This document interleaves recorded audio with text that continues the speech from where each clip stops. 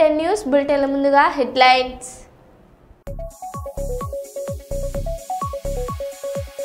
మారు వేషంలో గుంటూరు జీజీహెచ్ ఆకస్మిక తనిఖీ చేసిన సూపరింటెండెంట్.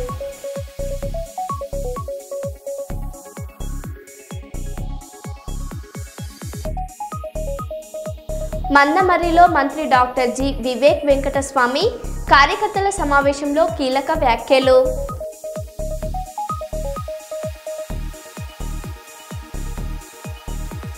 ఘనంగా సుబ్రహ్మణ్యేశ్వర స్వామి షష్ఠి.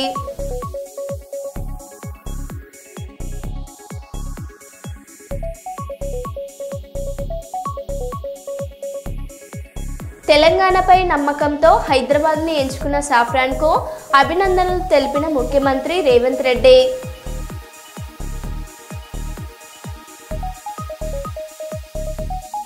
కూలిన రైల్వే కమాన్, భారీ ట్రాఫిక్ జామ్.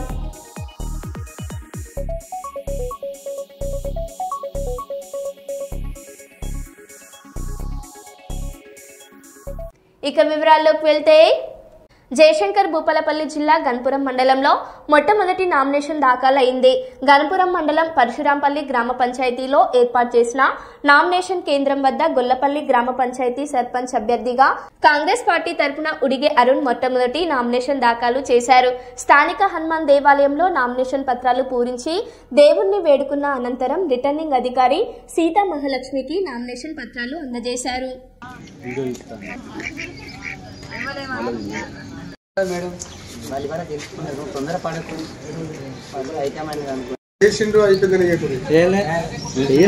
చేయడానికి ప్రయత్నం. దేనికి ఎత్తాను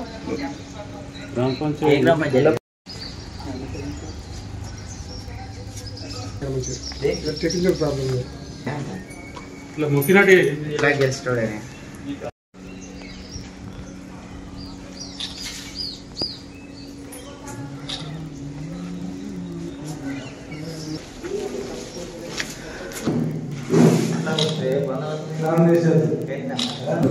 సంకమారు మీరేనా వాడే ఇక్కడ మీరు సైన్ చేయాలి, ఇక్కడ మీరు సైన్ చేయాలి.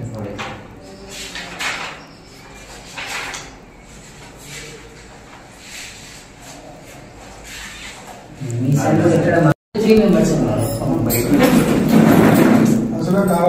వాళ్ళని పంపించి ఇక్కడ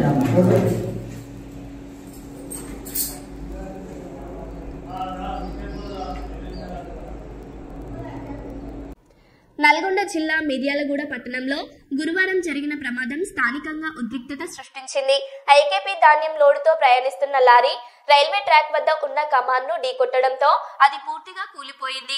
చిట్యాల మండలం పిట్టంపల్లి నుంచి వెంకటాద్రిపాలెం రైస్ మిల్లుకు ధాన్యం తీసుకెళ్తున్న సమయంలో ఈ ఘటన చోటు చేసుకుంది. కమాన్ కూలిపోవడంతో రహదారిపై భారీ ట్రాఫిక్ జామ్ ఏర్పడి ప్రయాణికులు తీవ్ర ఇబ్బందులు ఎదుర్కొంటున్నారు. ప్రమాదం జరిగిన వెంటనే లారీ డ్రైవర్ అక్కడి నుంచి పారిపోయాడు. ఘటనపై పోలీసులు దర్యాప్తు ప్రారంభించారు.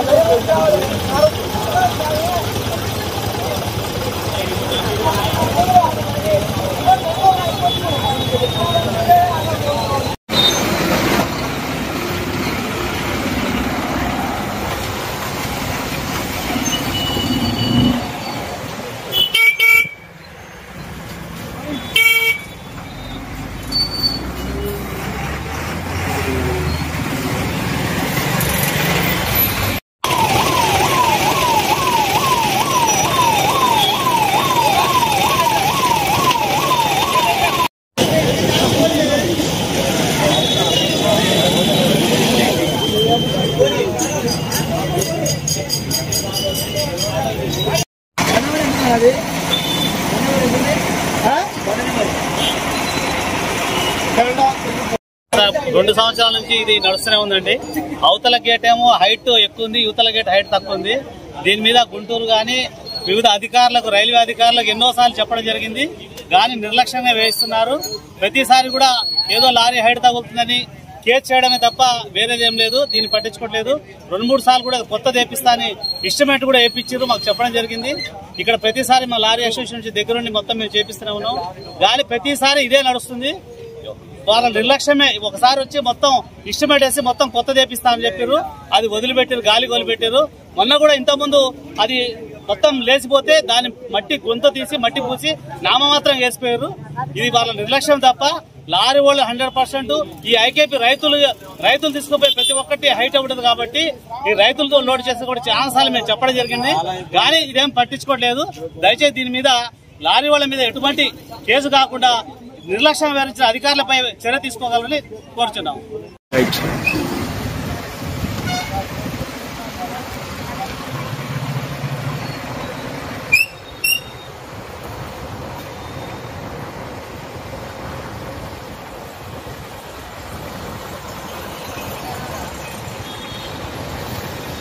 అక్కడ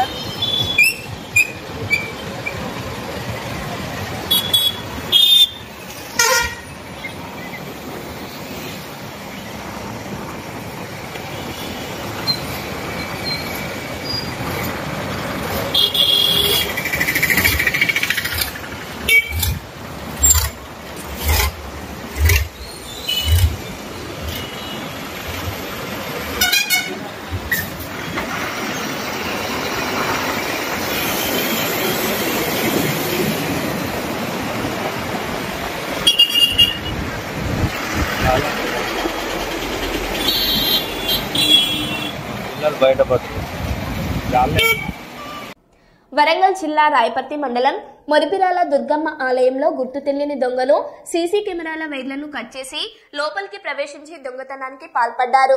ముఖాలకు టవల్, చేతులకు గ్లౌజులు ధరించి వేలి ముద్రలు పడకుండా జాగ్రత్త పడి అమ్మవారి మెడలోని 50 తులాల వెండి, 6 గ్రాముల బంగారం, హుండీలోని నగదు అపహరించారు. విషయాన్ని తెలుసుకున్న పోలీసులు కేసు నమోదు చేసి దర్యాప్తు ప్రారంభించారు.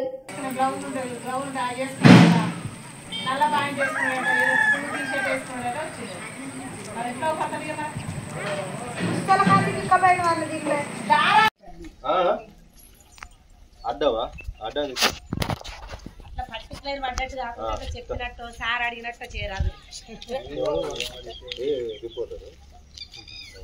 ఫోటో పెట్టడానికట పేపర్ కొద్దిగా అమ్మవారి విగ్రహం కూడా దగ్గర నాగమణి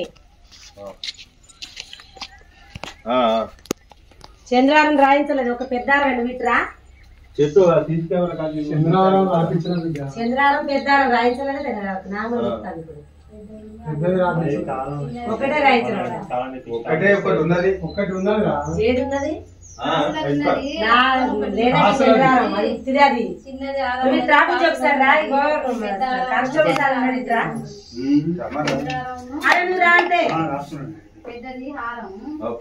చెప్తా వినవు. కాదంట రాయించలేదంట. పొడుగుది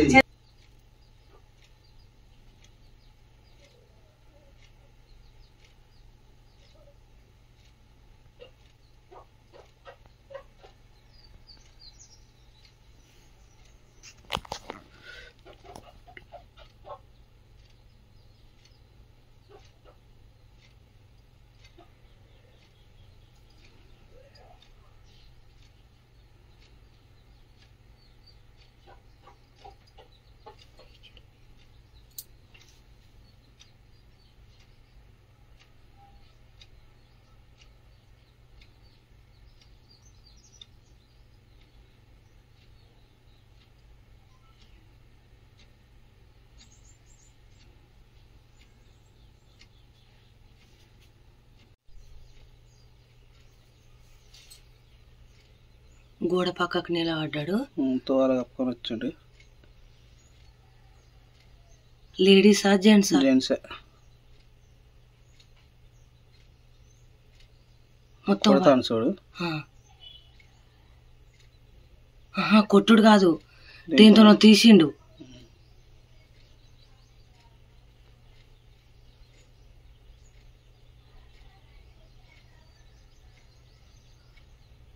ఇళ్ళకి వస్తాడు. ఇళ్ళకి వచ్చినప్పుడు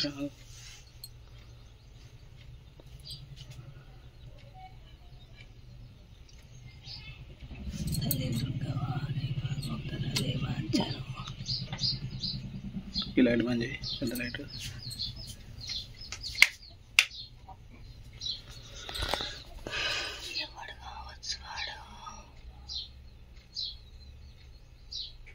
చేతులకు గ్లౌజులు కూడా ఉన్నాయి. ఇది చూడండి, తీస్తాడు, డోర్ తీస్తాడు. ఒక్క నిమిషం.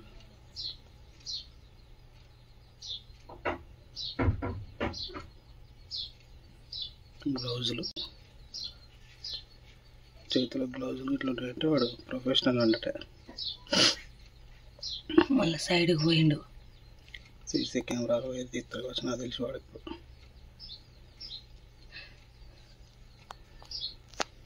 ఏదో చెప్తాను మొత్తానికైతే.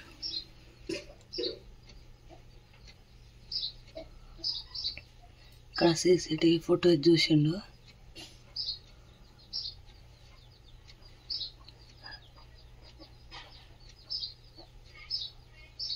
బ్లాక్ పాయింట్,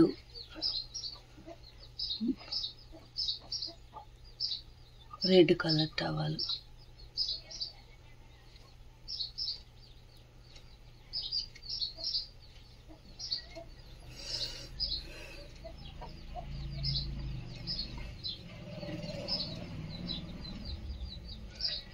వెహికల్ ఏదో కొడుతుంది, మాస్క్ పెట్టుకున్నాడు కదా. ఎక్కడ వెహికల్ వచ్చింది? ఏదో కూర్చున్నాడు సాటుకు, ఎందుకోసం మొహాన్ని మొత్తం అది ఉంది. ఇప్పుడు వెహికల్ వచ్చింది. సౌండ్ అయినా వాడు సాటుకు దాచుకున్నాడు. కూజర్ కదా అది. వెహికల్ సౌండ్కే కూర్చున్నాడు. మొహాన్ని మొత్తం మాస్క్ పెట్టిండు. వైర్ వీక్ ఎత్తారు చూడు ఇప్పుడు.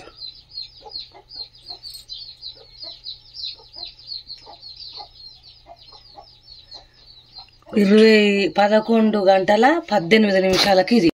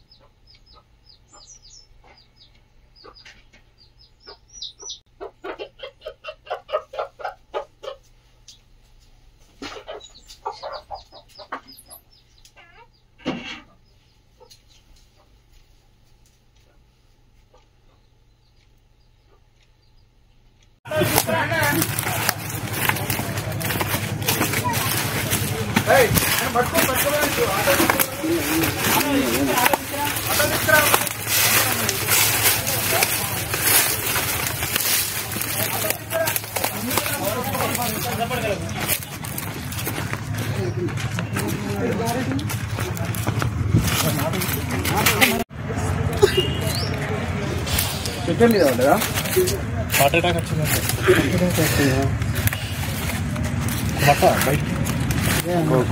ఫోన్ చేయి ఒకసారి.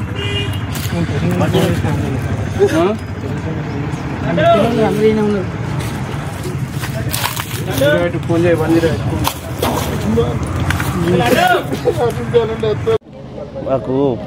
మా కార్మికుడు మొన్న బొల్లిరాజు అనేటైనా చనిపోయిండు. అతను చనిపోవడానికి మెయిన్ కారణం శానిటేషన్ ఇన్స్పెక్టర్ నవీన్ సారు, జవాన్ ప్రశాంత్.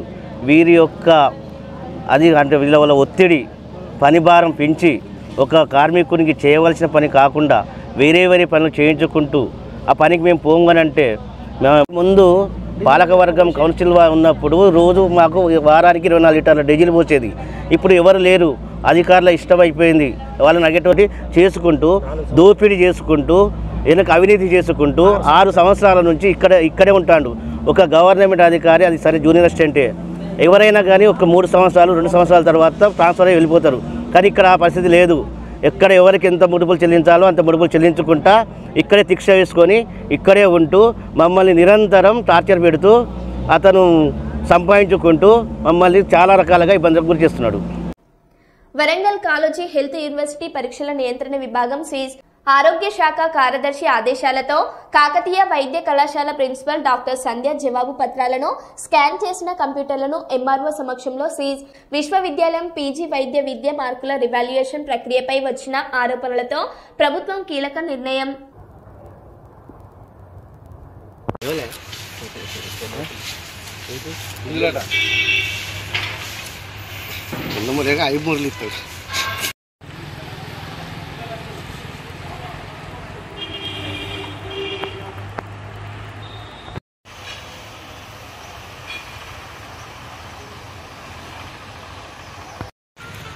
నేను ఎప్పుడు బాంబులు కావాలి సార్ కలవండి కలవాలి సార్ ఇప్పుడు మరి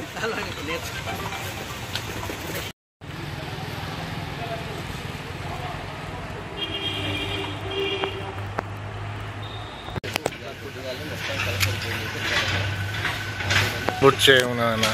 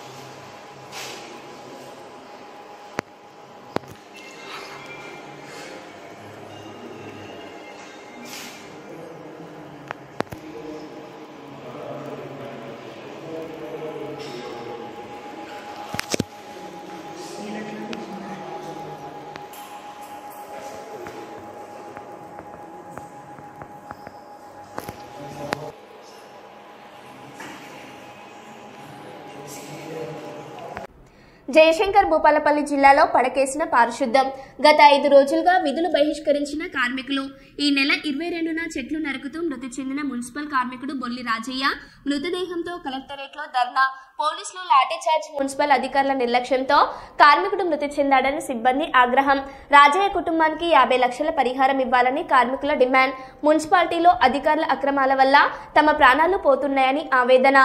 మున్సిపల్ కార్యాలయం ఎదుట రిలే నిరాహార దీక్షలు కొనసాగిస్తున్న కార్మికుల నిరసనలతో ఎక్కడికక్కడే ఆగిపోయిన పారిశుద్ధ్య పనులు. జిల్లా కేంద్రంలో కంపు కొడుతున్న కాలనీలు పరిష్కరించాలి.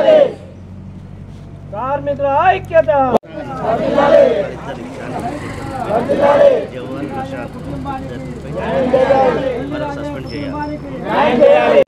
వర్ధిల్లాలి.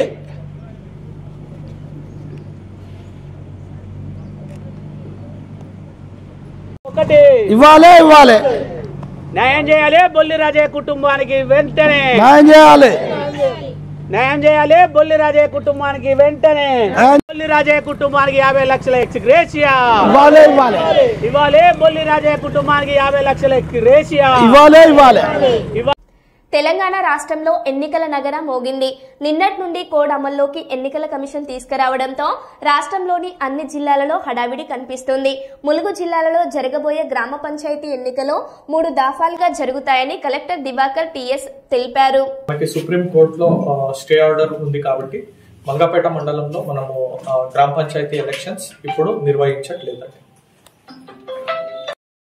ఓకే, నమస్కారం. ములుగు జిల్లాలో మనము నిన్న స్టేట్ ఎలక్షన్ కమిషన్ ఆధ్వర్యంలో నోటిఫికేషన్ ప్రకారంగా 3 విడతల్లో మనము గ్రామ పంచాయతీ ఎలక్షన్స్ కండక్ట్ చేయబోతున్నాము. Phase 1, phase 2, phase 3. ఫేజ్ 1లో తాడ్వాయి, గోవిందరావుపేట్, ఏటూరు నగరం. ఫేజ్ 2లో ములుగు, మల్లంపల్లి, వెంకటాపూర్. ఫేజ్ 3లో కన్నాయిగూడెం, బాజేడు, వెంకటాపురం మండలాలు ఎలక్షన్స్కి వెళ్ళబోతున్నాయి. నిన్న నుంచే ఎంసీసీ కోడ్ అమలులో ఉంది. మనం కూడా ఎఫ్ఎస్టీ, ఎస్ఎస్టీ టీమ్స్ని కూడా యాక్టివేట్ చేశాము. ఎంసీఎంసీ టీమ్స్ని కూడా యాక్టివేట్ చేశాము. అసిస్టెంట్ ఎక్స్పెండిచర్ అబ్జర్వర్స్ని కూడా మండలానికి పంపాము. Already training 2 rounds ROs and పిఓస్కి అయ్యింది. మళ్ళీ ఒక రౌండ్ ట్రైనింగ్ ఈరోజు రేపు కూడా ప్లానింగ్ చేస్తున్నాము.